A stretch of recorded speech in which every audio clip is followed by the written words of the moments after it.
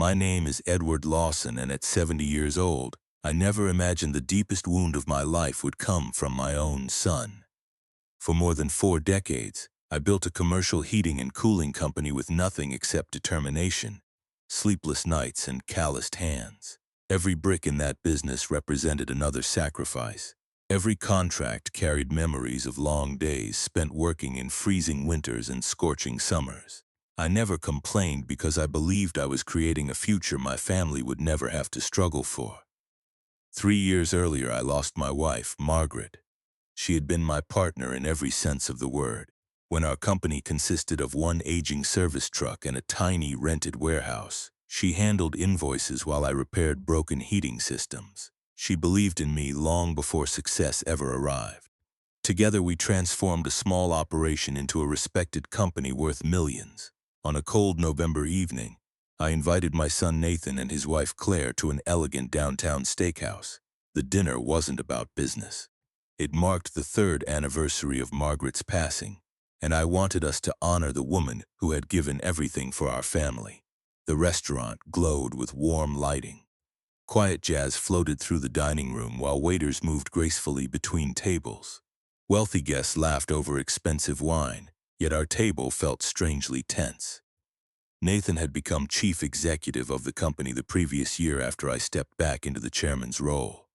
Since then, he had changed. His confidence had hardened into arrogance. But I convinced myself the pressure of leadership was responsible. Claire barely participated in the conversation. She seemed far more interested in her imported wine than in remembering the woman who had welcomed her into the family. When dessert menus arrived, I reached into my jacket and removed my checkbook. "I've been thinking about your mother all week," I said quietly. "She always wanted to repair the roof of St. Andrew's Community Church. They've struggled for years, and I think it's time someone finished what she dreamed of doing." I smiled gently. "I'm donating $50,000 from my personal savings to restore the church in her memory." For one brief second, silence surrounded the table, then everything shattered. Nathan grabbed his crystal glass and slammed it onto the table so violently that it exploded in his hand. Broken glass scattered across the white tablecloth while whiskey spilled over the linen. Nearby conversation stopped instantly. He leaned across the table, his face burning with anger. "Stop wasting my money," he hissed. The words echoed louder than the crashing glass. Claire quickly nudged his leg beneath the table, silently warning him to calm down. But it was too late. Nathan continued glaring at me. "What are you thinking?" he snapped. "Throwing away $50,000 on an old church? Have you completely lost your mind?" I stared at him without speaking. My money. Those 2 words repeated endlessly inside my head. Every dollar I owned had been earned through decades of exhausting work. I remembered climbing icy rooftops before sunrise, repairing industrial systems with frozen fingers. I remembered missing birthdays because customers needed emergency service. Margaret had stood beside me through every hardship. Nathan had inherited comfort because we chose sacrifice. Now he believed everything belonged to him. The restaurant waited for my response. People expected shouting. They expected an angry father to defend himself. Instead, I quietly closed my checkbook. I stood from my chair, placed enough cash on the table to cover dinner, and adjusted my coat. Without another word, I walked toward the exit. The freezing night air struck my face as I stepped outside, yet it felt less painful than the betrayal behind me. For several minutes I stood alone beneath the streetlights, watching traffic move through downtown. My heart was broken, but my mind had become perfectly clear. The son I had trusted no longer respected me. Somewhere along the way, gratitude had transformed into entitlement. As I drove home through the silent streets, I replayed every moment of the evening. Nathan hadn't objected to the donation because he cared about the company. He objected because he believed my personal wealth already belonged to him. That realization changed everything. When I finally pulled into the long driveway of my home, I didn't feel defeated. I felt awakened. For the first time since Margaret's passing, I understood that the greatest threat to everything we had built wasn't competition, recession, or bad luck. It was sitting across the dinner table wearing my own family name. The following morning, I woke before sunrise, just as I had for most of my working life. Years of running a growing business had trained my body to greet the day long before the rest of the city stirred. I brewed a pot of black coffee and stood in my quiet kitchen, staring through the frosted windows into the empty backyard.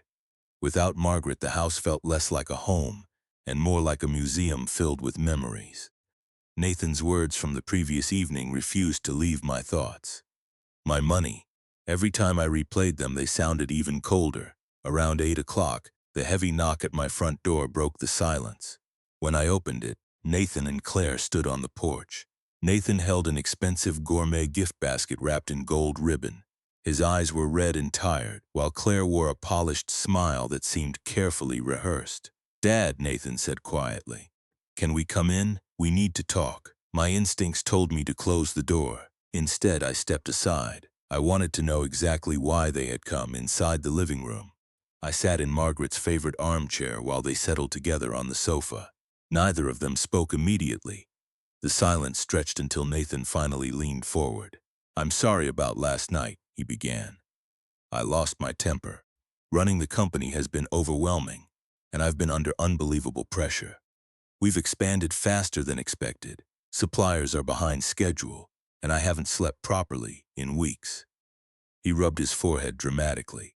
"I drank too much, and when you mentioned giving away $50,000, I panicked. I shouldn't have spoken to you that way."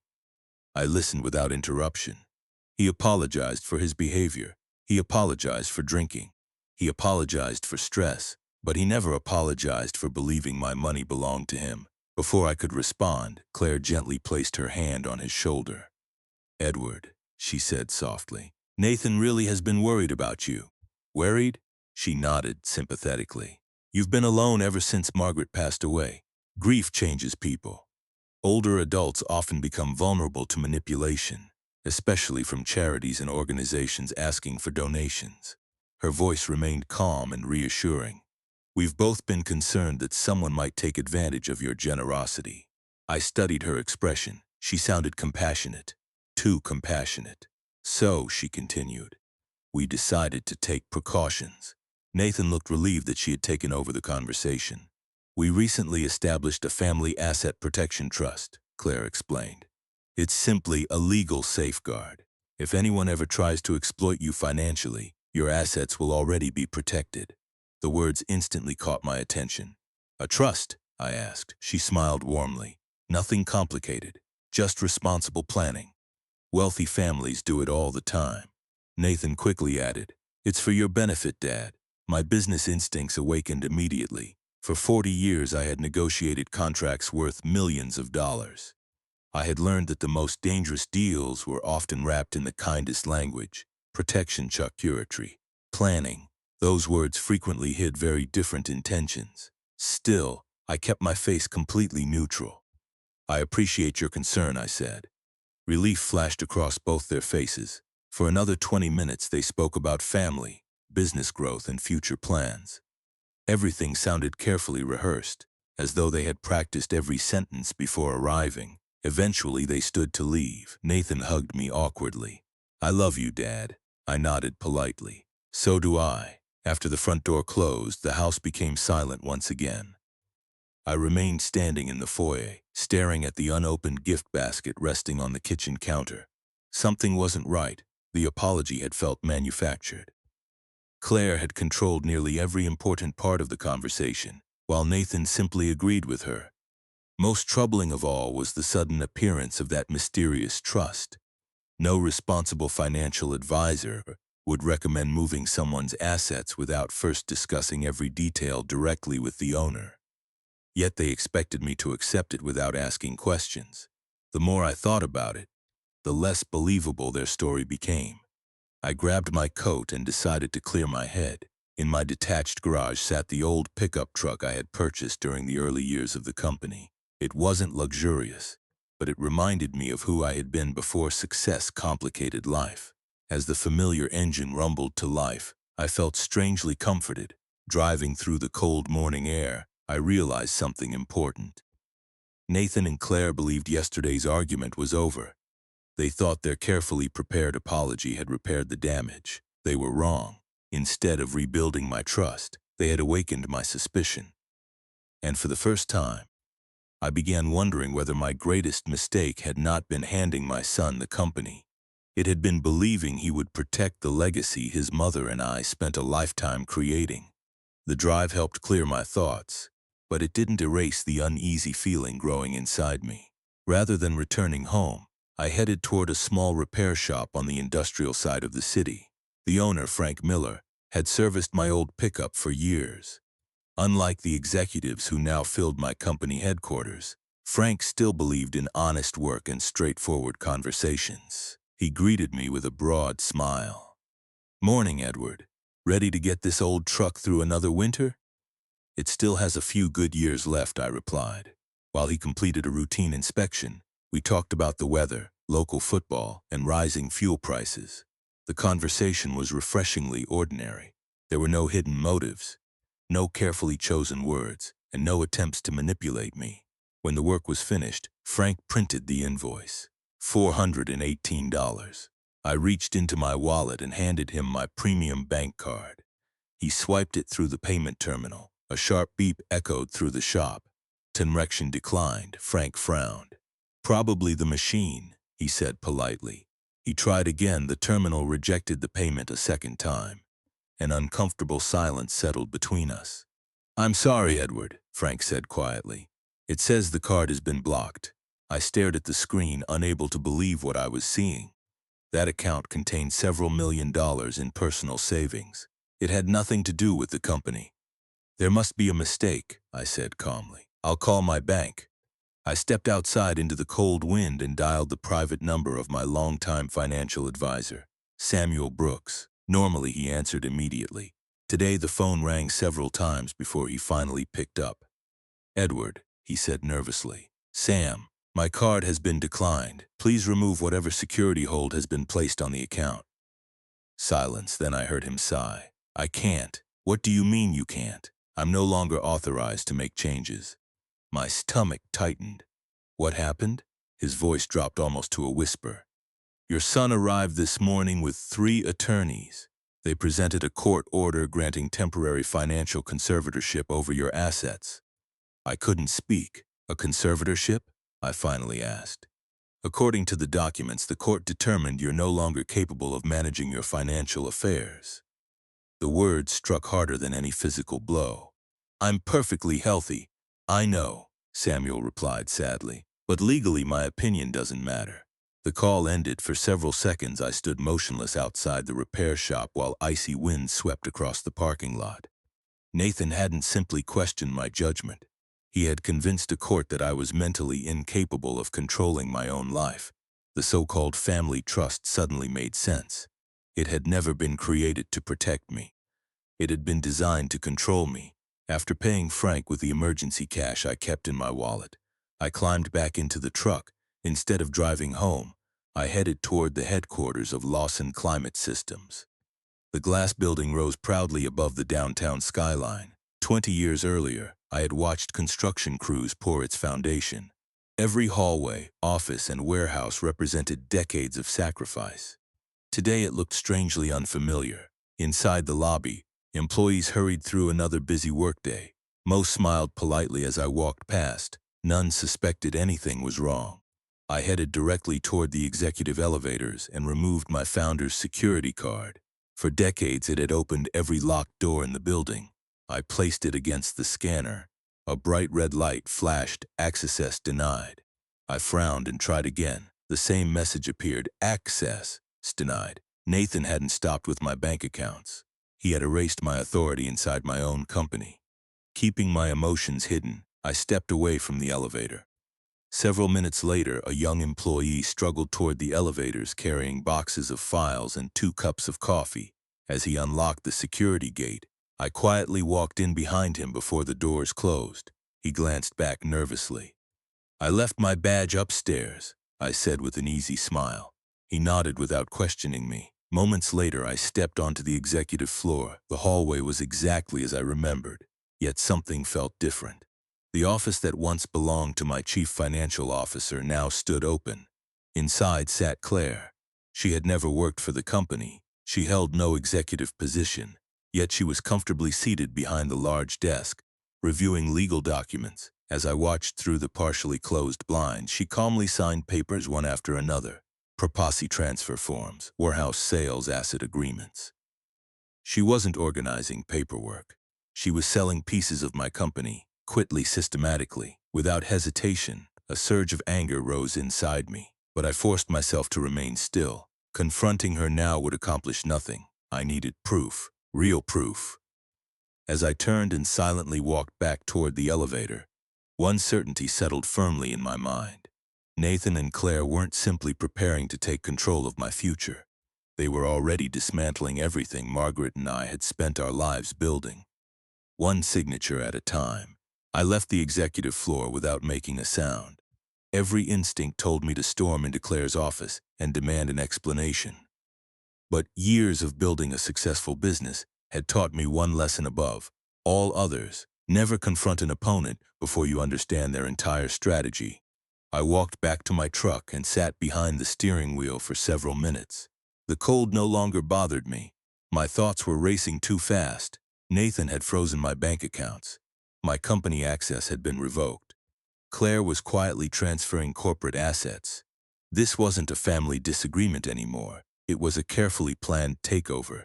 There was only one person I trusted to help me uncover the truth. His name was Richard Hale. Richard had served as my corporate attorney for nearly 30 years before retiring. He was brilliant, relentless, and impossible to intimidate. Whenever someone tried to threaten my business, Richard always found a legal way to fight back. I called him immediately. "I need to see you today." He didn't ask questions. "Meet me at Harper's Diner in an hour." The diner sat outside the city where few people recognized either of us. Richard was already waiting in a corner booth when I arrived. One look at my face told him everything wasn't normal. "You look exhausted," he said. "I've been betrayed." For the next hour I explained everything: the anniversary dinner, Nathan's outburst, the mysterious family trust, my frozen accounts, the court-ordered conservatorship, the blocked security badge, Claire selling company property. Richard listened without interrupting. When I finished, he folded his hands together. "This wasn't planned overnight," he said quietly. "It took months." He opened his laptop and began searching public records. Within minutes, several legal documents appeared on the screen. "There it is." He turned the computer toward me. The family trust had already been registered. Nathan was listed as its controlling trustee. Claire was the secondary trustee. My personal assets had already been transferred into it, without my knowledge. Without my permission, Richard continued searching. His expression became increasingly serious. "This gets worse." He entered my home address into the county property database. The page loaded. I stared at the screen. My name no longer appeared as the owner of my own house. Instead, the property belonged to Nathan and Claire. The ownership transfer had been recorded 3 weeks earlier. My signature appeared at the bottom of the document. It looked authentic, but I had never signed it.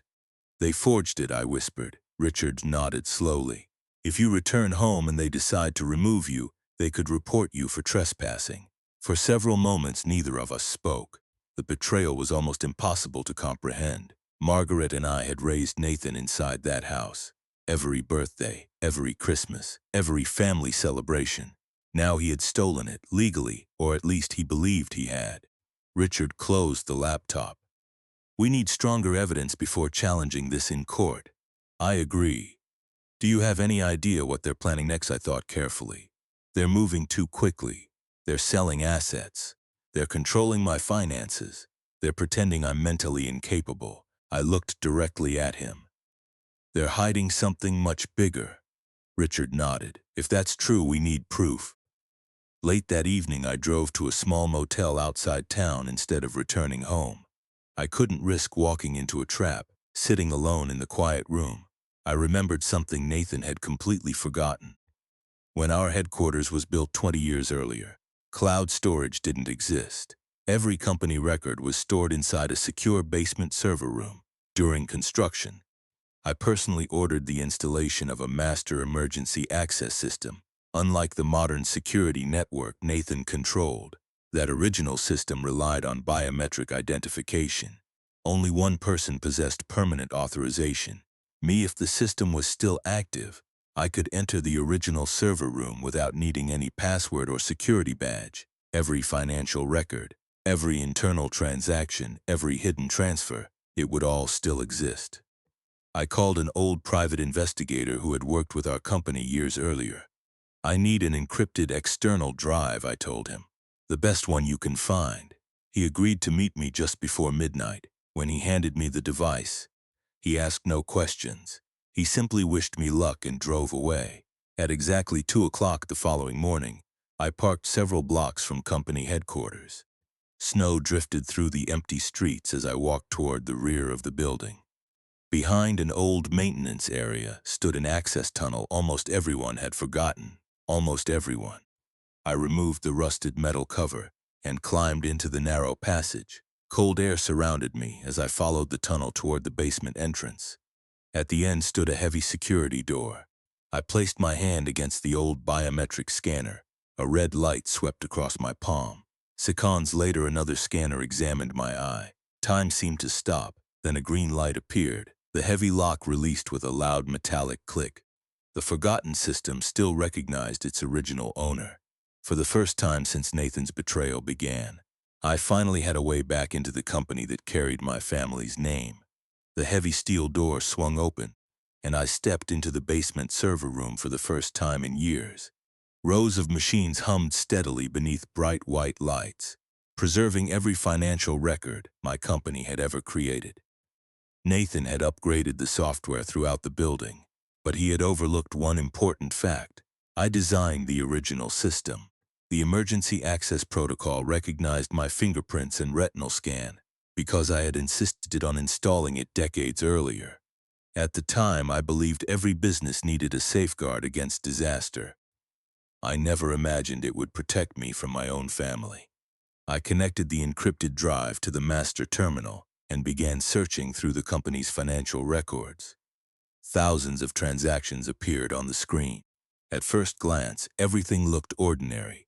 Payroll had been processed, suppliers had been paid, commas or invoices matched completed projects. But experience had taught me never to trust appearances. I sorted every outgoing payment by date. Beginning with the month Nathan became chief executive, costs quickly emerged. Large transfers were being sent every week to unfamiliar consulting companies.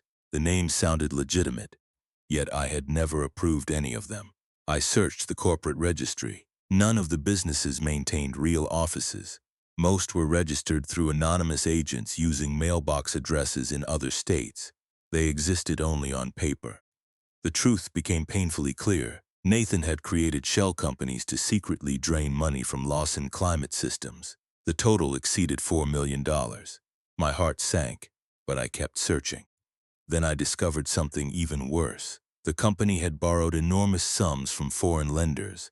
Every warehouse, every service truck, every piece of equipment. Everything we owned had been pledged as collateral for high-risk investments. Nathan hadn't merely stolen company money. He had gambled the entire business. If those investments failed, international lenders could legally seize every asset we possessed. 40 years of sacrifice balanced on the edge of financial collapse. The final report confirmed my greatest fear. Our remaining cash reserves were disappearing rapidly. Someone was preparing to empty every account. I copied every document onto the encrypted drive before disconnecting it from the system. As I prepared to leave, another idea entered my mind. Financial records proved theft. They didn't reveal future plans.